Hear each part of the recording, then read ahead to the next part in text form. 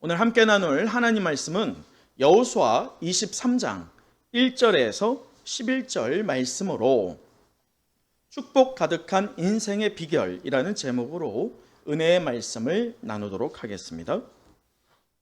네, 여러분 한가위 명절 잘 보내셨습니까? 저도 여러분의 기도 덕분에 잘 보냈습니다. 여러분 혹시 등산 좋아하세요? 저는 등산을 좋아할까요? 싫어할까요? 네, 등산은 보는 것으로 만족해야 되지 않을까라고 생각이 됩니다. 왜냐면 또 내려와야 되니까. 오해하지 마세요. 사실은 제가 산악부대를 제대했다 보니까 산이 너무 싫은 거예요. 하지만 이 경우에 따라서 필요에 따라서 산을 올라가야 할 때면 저는 또 즐겁게 올라갑니다. 우리 한번 또 등산을 해봤으면 좋겠는데요. 근데 제가 이 등산 이야기로 서두를 시작하는 것은 여러분이 등산을 할 때면 간혹 경험할 수 있는 하나의 일 때문입니다. 그것은 바로 길을 잃어본 적이 있느냐 이것이죠. 유명한 산들은요 대체적으로 이 안내 표지판이 잘 되어 있고요, 등산길이 등산로가 잘 정비되어 있어요. 하지만 아무리 유명하다 할지라도요, 등산을 하다 보면 사람이 조금 덜 가는 곳은 등산로가 어떻게 되어 있을까요? 조금 정비가 덜 되어 있어요. 또 안내 표지판도 마찬가지고요. 그러다 보니 때로는 우리가 길을 헷갈려 할 때가 있고 길을 잃어버릴 때도 있다는 것이죠. 제가 청년 시절에 있었던 일을 잠깐 말씀을 드리면, 청년 시절 때 이 뜻이 맞는 몇몇 친구들과 함께 관악산에 오르게 됐어요. 관악산은 사실 여기 얼마 되지 않는 거리에 있다 보니까 도심권에 있는 산이잖아요. 근데 그때 제가 관악산을 처음 가는 거였거든요. 근데 나중에 알았어요. 산 이름에 악자가 들어가면 그렇게 고달픈 산이라고 하더라고요. 근데 관악산에 정상을 찍어보자라고 갔단 말이에요. 근데 젊은 이 혈기 때문에 정상을 올라가는데 올라갔을까요? 못 올라갔을까요? 순식간에 올라갔어요. 왜냐면 이 젊은 청년들 남자끼리 가는데 얼마나 잘 올라가겠어요. 정상을 빠른 시간에 쫙 올라갔단 말이에요. 근데 올라가고 딱 만족감에 우리가 정상을 참 정복했다라고 하는 그 만족감으로 내려오는데 문제가 생긴 거예요. 왜냐면 그때가 눈이 온 지 얼마 안 됐을 때거든요. 눈이 온 지 얼마 안 됐다 보니까 두 가지의 문제가 있었어요. 첫째는 등산로가 어때요? 분명히 잘 정비되어 있는 길이었지만 눈으로 인해서 등산로가 불분명해진 거예요. 또 길이 미끄러웠죠. 그러다 보니까 두 번째 문제, 우리를 제외하고 등산을 하는 사람들이 많았을까요? 거의 없었어요. 근데 우리가 등산을 딱 하고 정상을 정복하고 내려오는 그 찰나에 어떤 문제가 생겼느냐? 안개가 끼는 거예요. 엎친 데 덮친 격으로 길도 미끄럽고 사람도 없는데 안개가 껴버리니까 저희가 어떻게 했을까요? 굉장히 당황했어요. 왜냐면 길이 안 보이는 거예요. 분명히 저 멀리 길이 보여야 되는데 안 보이는 거예요. 불분명한 거예요. 이 길인지 저 길인지 헷갈리는 거예요. 그래서 우왕좌왕하면서 길을 찾다가 어떻게 됐을까요? 길을 잃었어요. 길을 잃고 어찌어찌 가다 보니까 팻말 하나가, 안내 표지판이 보이는 거예요. 그 안내 표지판에 뭐라고 되어 있는지 아세요? 절벽. 거기 앞에서 헐 이러고서 깜짝 놀라고 당황해 있었거든요. 근데 더 놀라운 게 있어요. 그 절벽에서 어떤 분이 한 명이 기어 올라오는 거예요. 저희는 진짜 깜짝 놀랐거든요. 그 절벽에서 사람이 기어 오르다니. 그런데 그분이 뿜어내는 아우라가요, 이건 장난이 아니에요. 그분은 딱 봐도 산을 탄 경력이 어마무시한 분이에요. 그 외형을 보자마자 저희는 누구라고 할 것도 없이 그분한테 무엇을 물어봤을까요? 선생님, 저희 길을 잃었는데 어떻게 내려가야 돼요? 라고 했더니 그분이요, 아주 시크하게 어떻게 말하는 줄 아세요? 따라와 하고서는 어디로 갈까요? 다시 그 절벽에서 내려가는 거예요. 절벽에 내려가는 그 모습을 보면서 저희가 아연실색하면서도 한 명도 예외함 없이 어떻게 했을까요? 그 절벽을 따라 내려갔어요. 의심이 없었어요. 그 절벽을 따라 내려가고 그분이 가는 대로 갔단 말이에요. 그러자 얼마 뒤에 어떻게 됐을까요? 길을 만나게 됐고 안전하게 하산을 할 수가 있었단 말이에요. 제가 오늘 이 말씀을 준비하면서 옛날에 그 기억을 떠올려 봤는데 너무 생생한 거예요. 그래서 제가 곰곰이 생각해 봤어요. 내가 왜 그때 그분을 그렇게 신뢰했지? 한 번도 보지 못했었는데 왜 그분 따라서 정말 미친 것처럼 그 절벽을 기어 내려갔을까? 정말 그 절벽이에요. 길은 길이더라고. 그 절벽이. 왜냐면 절벽에 길이 있는데 길이 어떻게 있을까요? 로프 하나가 있는 거예요. 그 로프 하나 잡고 내려갔거든요. 정말 깎아지는 듯한 그 절벽을 로프 하나 의지하고 내려갈 정도로 내가 왜 저분을 그렇게 의지했지? 신뢰했지? 그 생각을 좀 하게 됐어요. 그런데 무엇 때문이었을까요? 그분이 갖고 있었던 아우라. 어떤 아우라? 저분은 산을 탄 경험이 어떻다? 많다. 그 하나 때문에 저는 그분을 신뢰했던 것 같아요. 저뿐이 아니라 제 친구들도 마찬가지였고요. 여러분, 우리의 인생도 이와 같다라고 저는 생각합니다. 저는 우리 하루의 인생을 보았을 때면 저나 여러분이나 똑같이 오늘 하루는 여러분이 살아본 하루예요? 아니에요? 아니에요. 그러다 보니까 어떤 경우는 우리가 으쌰으쌰 하면서 하루를 잘 살아갑니다. 만족함을 느낍니다. 그러나 반대로 또 어떤 경우는 어때요? 한 번도 경험해 못한 이 하루이기 때문에 당황하고 때로는 길을 엇나갈 때가 있어요. 자, 그 하루를 보자면 저와 여러분은 큰 차이가 없어요. 그러나 우리의 인생을 좀 더 범위를 확장해서 하루에서 한 달, 1년, 10년, 아니 우리의 평생이라고 하는 그 일생을 두고 보자면 분명히 그 차이점은 있습니다. 저하고 여러분은 분명한 차이점이 있어요. 어떤 차이점일까요? 분명히 인생을 살아온 기간, 곧 무엇이 있기 때문에? 경험이 있기 때문에 그 경험을 가지고 있는 분과 경험이 적은 사람이 바라보는 인생과 상황은 같아요, 달라요? 분명히 다릅니다. 그래서 만나고 마주하는 어떤 문제가 커 보이지만 이것을 풀어내는 능력도 무엇에 따라 달라요? 경험에서 따라서 다르다는 거예요. 분명히 이렇게 다른 경험이 있다는 거예요. 저 역시나 제 인생에서 정말 중요한 어떤 문제가 만났을 때 제가 지혜를 구하는 분이 계십니다. 그분이 누굴까요? 저희 아버지예요. 제 아버지가 연세가 많지만 그래도 여쭤보면 과거의 경험이 있다 보니까 제게 조언을 해주십니다. 또 목회를 하면서는 분명히 만나는 어려움들이 있단 말이에요. 그 어려움에 대해서는 제가 누구에게 물어볼까요? 제 주변의 선배 목사님들께 물어봅니다. 목사님 하면서 도움을 청합니다. 그러면 여지없이 기꺼이 선배 목사님들도 제게 권면의 말씀들을 해주십니다. 두 대상 다 무엇이 저보다 많기 때문이에요? 경험이 많기 때문. 그러면 그분들의 경험을 간접적으로 제가 경험하면서 저에게 적용해 봤을 때면 이 문제가 제가 생각한 것보다 어떻게 풀려요? 더 쉽게 풀리는 경우가 왕왕 있다는 거예요. 여러분은 더 나은 선택을 하기 위해서 누구로부터 조언이나 권면을 받고 계십니까? 또 반대로 누군가가 더 나은 선택을 하도록 여러분은 그에게 어떤 조언과 권면을 해주고 계십니까? 여러분, 우리는 지금 여호수아를 보고 있어요. 지난주 말씀을 기억하실 겁니다. 여호수아서 22장에서 24장은 사실 여호수아서의 에필로그라고 했어요. 왜냐? 이 여호수아의 말년의 사역과 또 죽음에 대한 기록이 담겨 있다고 했습니다. 그러면서 하나의 특이점을 제가 말씀드린 바가 있어요.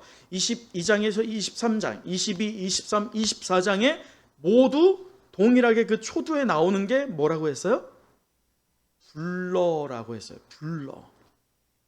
자, 오늘 말씀도 한번 보시죠. 오늘 2절 말씀 우리 함께 읽어보도록 할까요? 오늘 2절입니다. 시작. 여호수아가 온 이스라엘 곧 그들의 장로들과 수령들과 재판장들과 관리들을 불러다가 그들에게 이르되 나는 나이가 많아 늙었도다. 여러분 사실 오늘 이 23장은 약 110세가 된 여호수아가 이제 죽음을 목전에 두고 나서 이스라엘 백성들을 향하여 그의 마지막 권면, 고별사, 곧 유언을 전하는 장면이 기록되어 있습니다.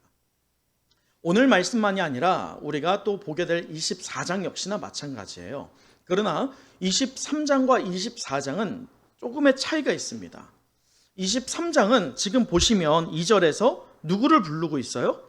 장로들과 수령들과 재판장들과 관리들입니다. 이들이 누구냐? 이스라엘을 대표하는 지도자들입니다. 여호수아는 먼저 그가 이제 죽음을 목전에 두었을 때 그의 마지막 고별사를 이 민족을 대표하는 지도자들을 불러서 먼저 그들에게 권면하고 있는 것이 오늘 23장이고, 우리가 다음 주에 보게 될 24장은 이스라엘 민족 전체를 향하여서 여호수아의 고별사를 전하고 있는 장면이 있기 때문에 좀 차이가 있다고 볼 수가 있어요. 그러나 중요한 것은 오늘 여호수아가 무엇을 하고 있다는 거예요? 유언을 남기고 있다는 것입니다. 여러분 비행기를 타보셨죠? 저는 비행기를 탈 때 정말 간절하게 기도할 때가 딱 2번 있습니다. 간절하게 비행기를 탈 때마다 기도를 합니다. 언제 기도할까요? 이륙할 때 기도합니다. 저는 정말 이륙할 때, 왜냐하면 제가 한번 터뷸런스를 만난 적이 있거든요. 비행기가 추락하는 것처럼 이게 난기류를 만나면 정말 이게요, 비행기가 이렇게 가다가 뚝 떨어지거든요. 이거를 제가 몇 차례 경험하고 나서 정말 그때 이 산소호흡기 있죠? 그거 하늘에서 천장에서 떨어지는 거 경험해 보셨어요? 그거 경험하면 그거 패닉 옵니다. 그 경험 이후에는 비행기를 탈 때 가장 무서운 게 이륙할 때예요. 여러분 이륙하는 시간이 보통 평균적으로 몇 분인 줄 아세요? 3분입니다. 또 두 번째로 제가 기도하는 순간이 있어요. 그게 언제일까요? 착륙할 때예요. 착륙할 때에도 손에 진짜 땀이 질 정도로 저는 기도합니다. 어쩔 수 없이 비행기를 타야 되니까. 그럴 때면 착륙하는 시간은 좀 더 길어요. 몇 분 정도인지 아세요? 8분 정도예요. 그래서 일컫는 것이 마의 11분이라는 말이 있어요. 그만큼 이륙과 착륙이 중요하고 또 위험하다는 것입니다. 오늘 여호수아는요, 하나님께 소명을 받았어요. 여호수아 1장에서 말이죠. 그가 모세의 죽음 이후에 방황하고 있는 이스라엘을 대표하여서 이제 지도자로 서야 되는데 너무 두렵고 떨리고 있던 여호수아입니다. 그 여호수아에게 하나님께서 뭐라고 말씀하십니까? 강하고 담대하라. 몇 번이나? 3번이나. 말씀하시면서 그를 일으켜 세우셨어요.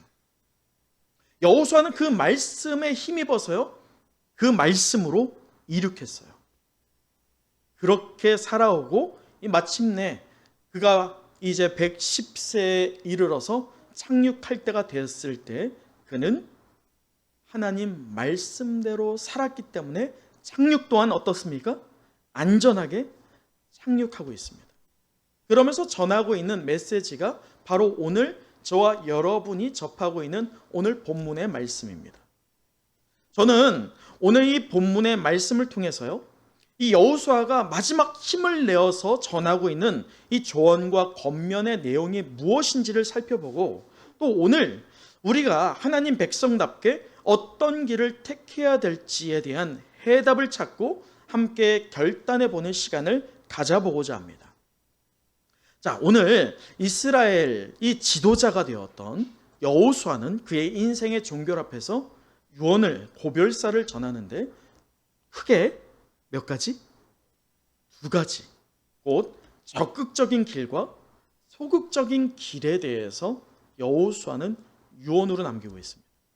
자, 먼저 우리가 적극적인 길, 그 여호수아가 남기고 있는 유언에서의 적극적인 길이 무엇인지를 먼저 살펴봤으면 좋겠는데요.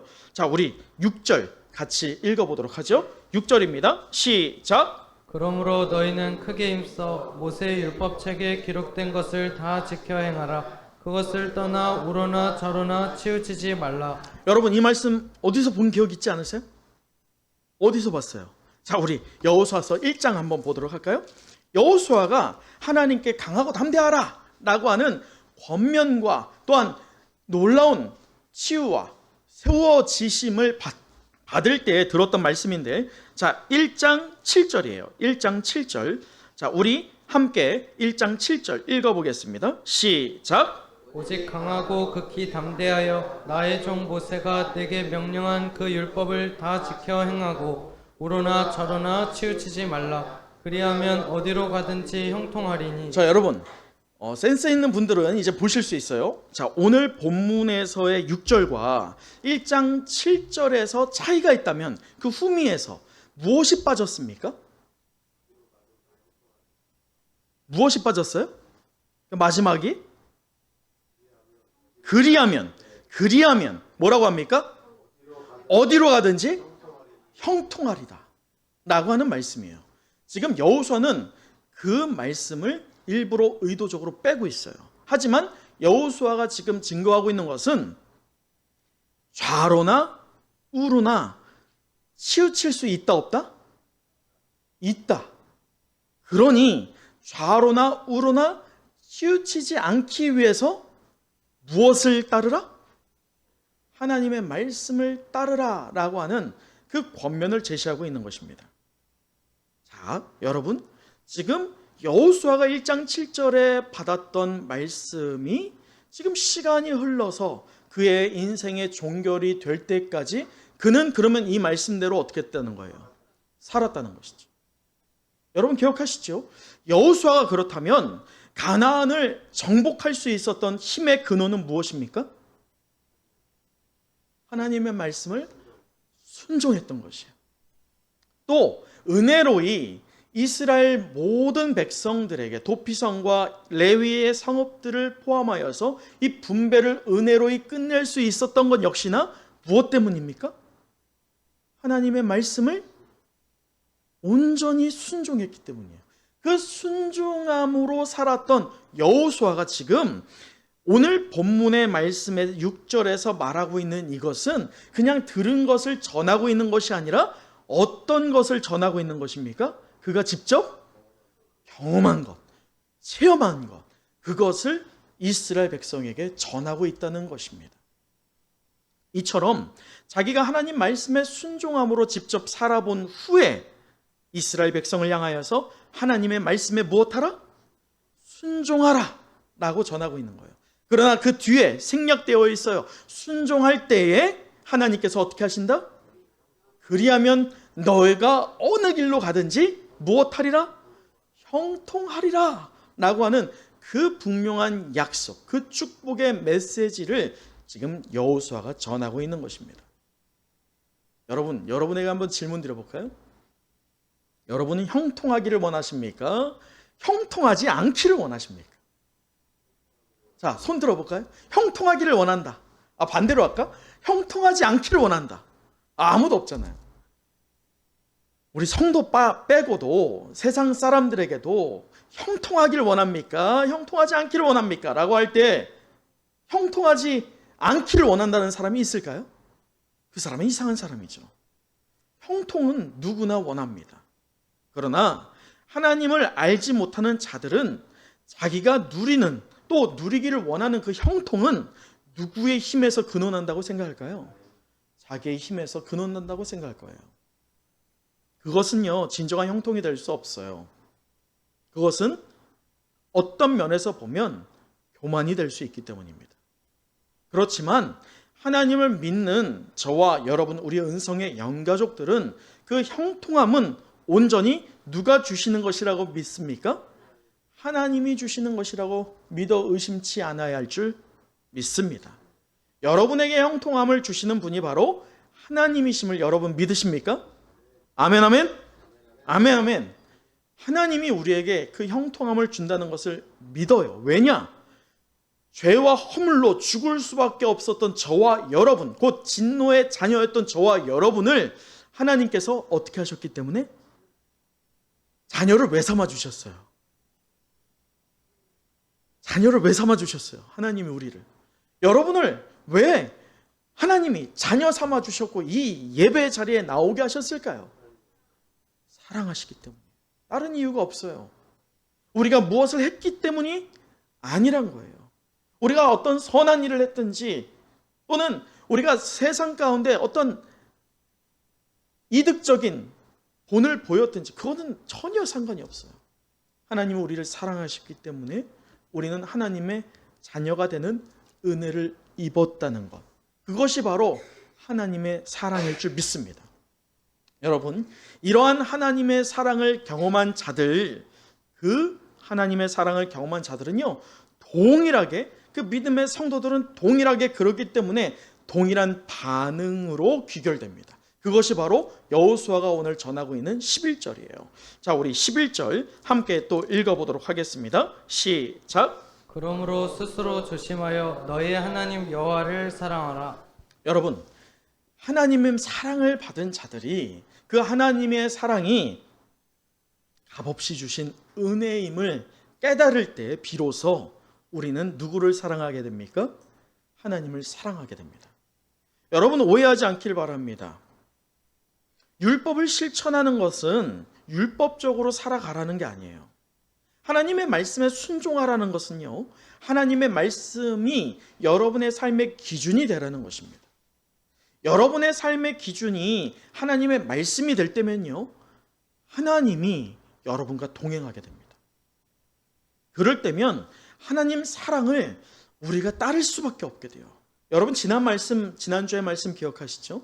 하나님 말씀, 하나님의 사랑을 우리가 따르다 보면 자동적으로 나오는 두 번째 반응이 나오는데 그것이 무엇입니까? 하나님 사랑 이어서 나오는 어떤 사랑? 이웃 사랑이에요. 하나님 사랑을 한다라고 하면서 이웃을 사랑하지 않는다? 그것은 하나님을 온전히 사랑하는 것이 아니죠. 이처럼 하나님 사랑을 하게 될 때면 우리의 삶의 기준 자체가 달라진다는 것입니다. 저는 우리의 은혜와 성령이 함께하는 은성의 모든 영가족들이 이 하나님의 무한한 사랑을 받아 누림으로 이웃을 돌아볼 수 있는 넉넉한 마음 안에서 하나님 사랑을 삶에 실천하는 그 축복의 인생 되기를 간절히 축원합니다. 자, 이제 우리는 소극적인 그 길을 한번 또 살펴봤으면 좋겠는데요. 자, 7절 한번 또 읽어보도록 하죠. 오늘 본문의 7절이에요. 시작. 너희 중에 남아있는 이 민족들 중에 들어가지 말라. 그들의 신들의 이름을 부르지 말라. 그것들을 가리켜 맹세하지 말라. 또 그것을 섬겨서 그것들에게 절하지 말라. 여러분, 지금 너희 중에 남아있는 이 민족들, 이 말이 뭐냐면 지금 분배가 끝났지만 정착하는 과정에서 아직 여전히 그들에게 남아있는 이방인들, 가나안 족속이 있다는 것이고, 또 여러분 생각해 보세요. 지금 분배를 받았지만 우리의 마음에 욕망이 있잖아요. 어떤 욕망? 내 땅이 요만큼인데 이만큼에서 만족해요? 아니잖아요. 조금 더 그 땅을 넓히고 싶잖아요. 그러다 보면 당연히 이 이방인들, 곧 가나안 족속 가운데로 들어가야 됩니까? 안 들어가야 됩니까? 들어가야죠. 그런 면에서 보면 오늘 여호수아가 전하고 있는 이 권면의 말씀은 현실성이 떨어집니다. 또 여러분, 이방인들과 이제 정착하면서 살아가야 되잖아요. 그러면 적대적으로 그들을 대항해야 될까요? 우호적으로 친교를 맺어야 될까요? 현실적으로 말이죠. 우호적으로 그들과 좀 좋은 관계, 적절한 사이를 두면서도 적절한 관계를 맺는 것은 매우 유용해 보입니다. 지혜롭다라고 할 수 있겠죠. 그러다 보니 적절하게 타협하지 않을 수가 없어요. 그런데 오늘 여호수아가 말하고 있는 이 권면의 말씀은 그런 면에서 보자면 융통성이 매우 떨어지는 말씀입니다. 와닿지 않고 융통성이 떨어지는 말씀이에요. 그런데 오늘 7절을 자세히 보세요.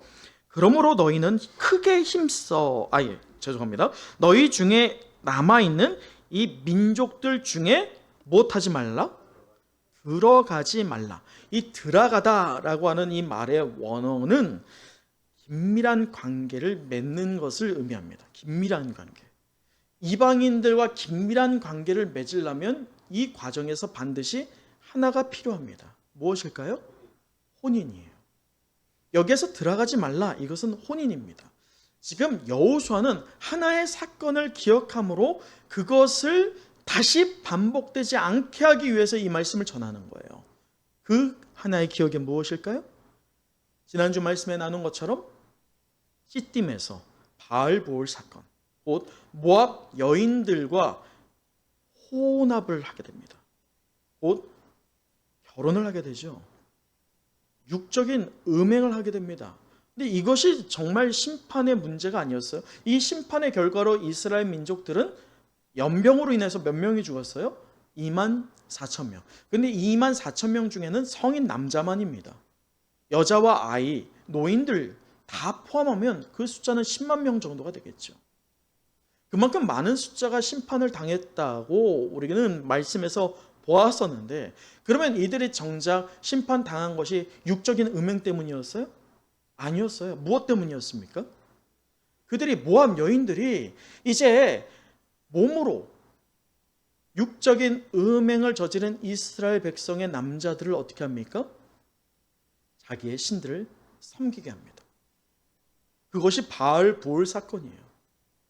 그 사건이 얼마나 컸던지 시간이 지났음에도 불구하고 여호수아는 너무 생생하게 떠오르는 거예요. 그래서 들어가지 말라라고 권면하는 것이죠. 강하게 말하는 것입니다. 이것은 단절의 길일 수 있어요. 여러분 생각해 보세요. 이 이방인들과 지금 이제 정착해 가야 되는데 그 정착하는 초기 단계에서 우호적이고 조금 타협하면 얼마나 살기 편하겠어요. 그런데 그것을 하지 말라라고 하는 이것은요, 어찌 보면 단절이에요. 단절이 무엇입니까? 얻을 수 있는 이득을 포기하는 것입니다. 그럼 손해가 얼마나 크겠습니까? 단절의 길이고 또 포기, 손해의 길입니다. 그럼에도 불구하고 지금 여호수아는 죄나 또는 이 이방인들과 세상과 타협하지 말라고 과거의 이스라엘 백성만이 아니라 오늘 저와 여러분 현실을 살아가는 우리 은성의 영가족들에게도 동일하게 권면하고 있다는 것입니다. 여러분 보이세요? 과거와 현재의 하나님의 말씀은 우리에게 과거에 동일하게 전하고 있는 것이 무엇입니까? 죄나 세상과 무엇하지 말라? 타협하지 말라는 거예요. 여러분, 우리가 세상과 적절한 관계를 유지하고 적당히 타협하면 세상은 좋아할까요? 싫어할까요? 굉장히 좋아합니다. 최소한 우리는 저 세상과 충돌할 일은 없어요. 세상이 하고 있는 것들을 우리도 어느 정도 따라서 하면서도 적당한 선을 지키면 세상은요, 우리를 융통성 있다라고 말합니다. 포용력이 있다라고 칭찬합니다. 그러나 그것은 그들의 칭찬이고 하나님의 칭찬은 아니죠. 이처럼 한 발은 교회 공동체에 두고 있고 다른 한 발은 세상과 타협하는 사람들이 교회 안에 얼마나 많습니까? 그러나 이 코로나 3년의 기간 동안 우리는 보았어요. 그렇게 이쪽 저쪽에 발을 두었던 성도들 끝내 세상에 빠져서 하나님을 등지게 되더라는 것입니다. 그 결국은 심판이요 패망이라고 성경은 말하고 있어요. 그 결국은 절대 축복이 아니라고 성경은 오늘 여호수아는 권면하고 있습니다. 사랑하는 은성의 영가족 여러분, 진짜 신앙은요 죄에 대하여서만큼은 단호해야 됩니다. 저는 행여 여러분이 무엇이든지 죄나 이 세상과 타협하는 것으로 하나님께 나아가는 것이 조금이라도 방해된다라고 여러분이 생각된다라고 한다면 이거 해야 될까 말아야 될까? 제가 종종 얘기하죠. 우리가 선택의 기로에 항상 있거든요. 아, 이거 해야 될까 말아야 될까? 아, 하는 게 세상적으로는 좀 좋을 것 같은데 하면 좀 하나님 앞에서는 좀 걸려. 근데 성경적으로 보면 하나님이 또 하라고 하지 말라고 한 건 또 아닌 것 같아. 그런 고민되는 문제들이 있잖아요. 할까 말까? 제가 어떻게 하라고 했어요? 기도해보고 해라? 아니에요. 그것 자체가 하나님이 우리에게 주시는 마음이에요. 그런 마음이 들 때면 우리는 단호하게 어떤 결정을 해야 됩니까? 하지 않으면 돼요. 고민되는 것 자체가 우리 안에 그 죄의 문제를 우리 안에 내주하시는 성령께서 우리에게 깨닫게 하시는 것이죠. 그래서 저는요, 여러분들이 어려워요. 저도 어렵거든요. 무엇이? 우리의 환경 가운데 얽매여 있거나 또 인정에 끌려 사는 게 얼마나 많아요. 좀 용납해야 되는 범위들이 좀 있잖아요. 하지만 오늘 말씀은요, 칼같이 그것을 도려내라고 합니다. 그러나 여러분 오해하지 마세요. 우리는 분명한 영혼 구원의 사명을 감당해야 될 하나님의 백성들입니다. 우리가 저 죄나 세상과 타협하지 말아야 할 것은요, 하나님과의 관계에 조금이라도 간격을 두게 되는 문제들에 대해서만큼은 우리는 타협하여서는 안 되지만, 단호해야 되지만, 그 영혼 구원을 위하였을 때면 그들에게 나아가야 합니다. 그럴 때 우리 주님이 하신 말씀 기억하세요? 요한계시록 3장 15절에 이 라오디게아 교회를 향하여서 무엇이라 말씀하십니까? 차지도 덥지도 않는다라고 하면서 그렇게 하나님께서, 예수 그리스도께서 그 라오디게아 교회를 향해서 꾸중을 하시죠. 우리의 신앙이 차집도 뜨겁지도 않은 그 미적지근한 그러한 신앙이 되지 않기를 원합니다. 어떠한 희생 대가를 치르더라도 죄나 세상과 타협하지 않는 단호한 신앙 소유하기를 권면드립니다. 그럴 때 잊지 마세요.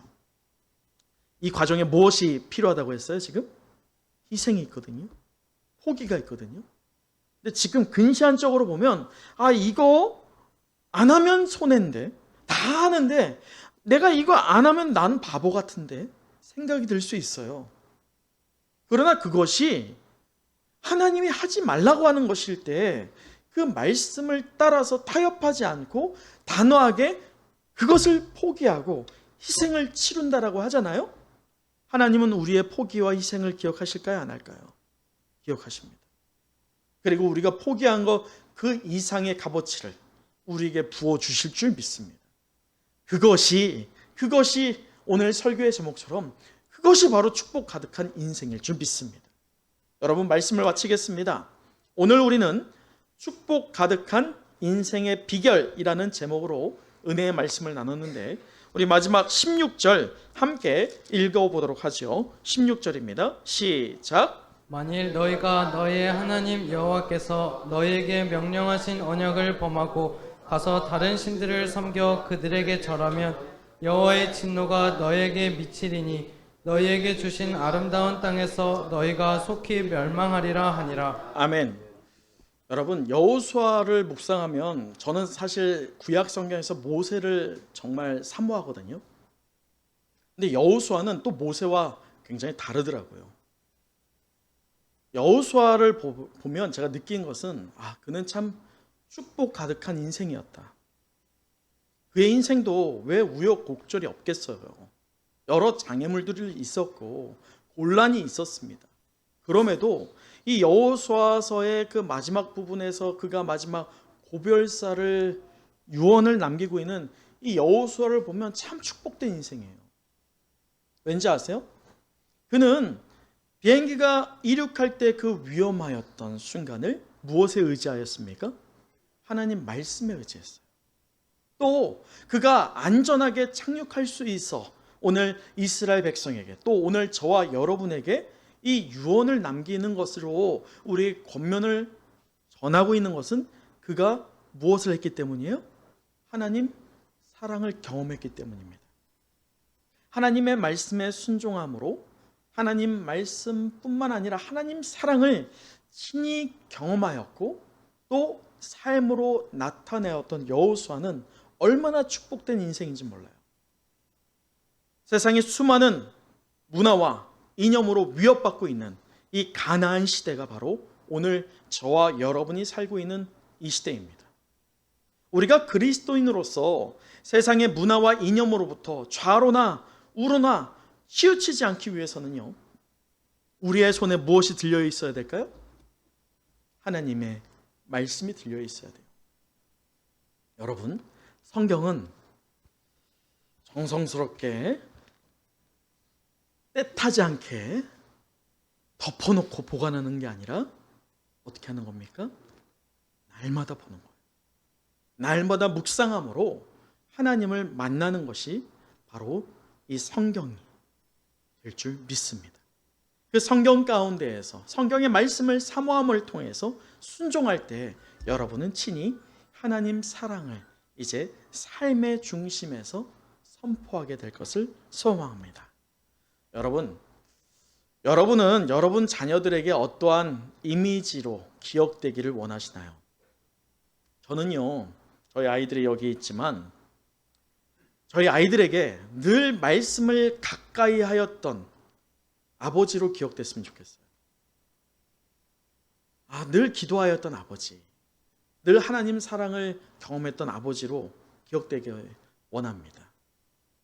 목사이기 이전에 하나님 사랑을 몸소 경험하고 실천하여서 말로가 아니라 삶으로 증거하였던 그 아버지가 되었으면 좋겠어요. 또 여러분에게 그러한 제가 되길 원하고요. 또 여러분 역시나 제가 그렇도록 소망하는 것처럼 여러분 자녀들에게, 우리의 다음 세대들에게 여러분이 남길 그 유산은, 이미지는 우리 어머니, 우리 아버지 기도의 사람이었지. 하나님의 말씀을 순종하던 사람이었지. 또 하나님 사랑을 그토록 힘썼던 사람이었다 라고 그렇게 인정받는 축복된 인생 되는 저와 여러분 되시기를 간절히 소망합니다. 기도하겠습니다.